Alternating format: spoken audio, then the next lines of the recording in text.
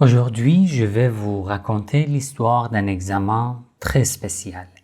Imaginez, le plus grand des professeurs, le prophète Mohammed sallallahu alayhi wa sallam, est assis avec ses amis et ses compagnons. Il leur pose une question difficile, une sorte d'énigme, pour voir s'ils ont bien compris ce qui est le plus important dans la religion. Préparez-vous, car personne n'a trouvé la bonne réponse du premier coup. Bismillah ar-Rahman ar-Rahim. Assalamu alaikum wa rahmatullahi wa barakatuh. Mes petits musulmans, un jour, le messager d'Allah demanda à ses compagnons: à votre avis, quelle est la tâche de la foi la plus solide? Quel est le lien qui nous retient le mieux à Allah? Les compagnons réfléchirent intensément. L'un d'eux leva la main. C'est la prière au messager d'Allah. Le prophète répondit: non. Un deuxième proposa: c'est la zakat, l'aumône. Le prophète répondit encore: non. Un troisième tenta sa chance: c'est le jeûne du mois de Ramadan. Le prophète secoua la tête: non plus. D'autres proposèrent le pèlerinage, le djihad, l'effort pour Dieu, et à chaque fois le prophète expliquait que ce sont des actions magnifiques et obligatoires, mais que ce n'était pas la réponse qu'il attendait. Voyant que personne ne trouvait, le prophète leur donna enfin le secret. Tout ce que vous avez cité est grand et plein de mérite.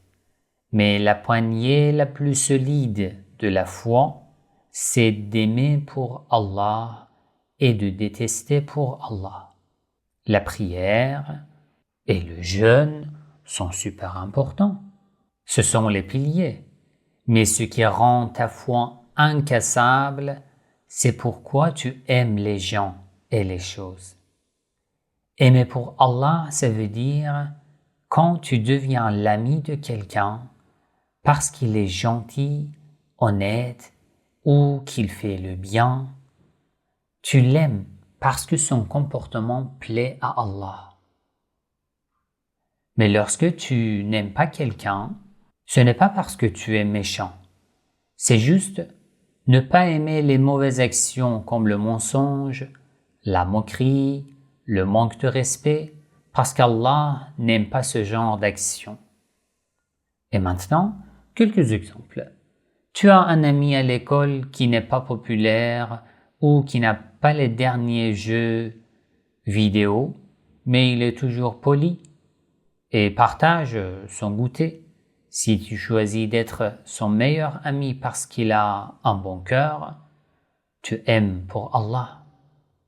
Ou tes copains commencent à se moquer d'un autre élève, même si tu les aimes bien d'habitude, là, tu n'aimes pas ce qu'ils font. Tu décides de ne pas participer parce que tu sais qu'Allah n'aime pas l'injustice. C'est ça, détester une action pour Allah. Tu aides ton petit frère à ranger ses jouets, non pas parce que tu attends un cadeau, mais parce que tu sais que aider sa famille fait plaisir à Allah. Ton amour pour ton frère devient une force pour ta foi. Aujourd'hui, observe tes amis ou tes frères et sœurs, trouve une chose gentille qu'ils font. Par exemple, ils disent la vérité, ils aident les autres, ils sont patients. Dis-toi dans ta tête: j'aime cette personne parce qu'elle fait des choses qu'Allah aime. Fais-leur un compliment ou un petit sourire pour leur montrer que tu apprécies leur bon comportement. Et regarde ce que tu fais dans la journée. Si tu fais quelque chose qui ne plaît pas à Allah, qui ne rend pas Allah satisfait de toi, essaye de les trouver et d'éviter de les refaire. Ton cœur est comme un moteur. S'il est rempli d'amour pour ce qui est bien et beau, il t'emmènera très loin vers le paradis. N'oublie pas, la foi c'est d'abord ce qu'il y a dans ton cœur. Si vous avez aimé cette histoire et ces leçons, n'hésitez pas à liker, commenter et partager. Assalamu alaikum wa rahmatullahi wa barakatuh.